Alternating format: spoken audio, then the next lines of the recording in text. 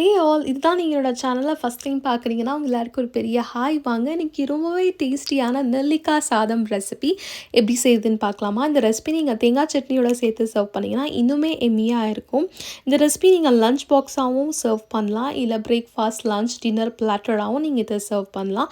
Cook பண்ண rice ஒன்று இருந்தால் போதும், நீங்கள் சட்டுன்னு குயிக்காக செஞ்சு முடிச்சிடலாம். அவ்வளோ ஈஸியாக இருக்கிற அந்த ரெசிபி பண்ணுறதுக்காக ஒரு பேனில் எண்ணெய் விட்டு வேர்க்கடலை, உளுத்தம்பருப்பு, கடலைப்பருப்பு, கடுகு, சீரகம், காஞ்ச மிளகா சேர்த்து எல்லாத்தையும் சாட்டே பண்ணிக்கோங்க. இப்போ இதில் ஸ்லைஸ் பண்ணி வச்சுருக்கிற ஆனியன்ஸ், கருவேப்பிலை, பச்சை மிளகா சேர்த்து எல்லாத்தையும் நல்லா சாட்டே பண்ணி எடுத்துகிட்டு, துருவின இஞ்சி சேர்த்து கொஞ்சமாக மஞ்சத்தூள், பெருங்காயம் சேர்த்து எண்ணெயில் நல்லா சாட்டே பண்ணி எடுத்துக்கோங்க.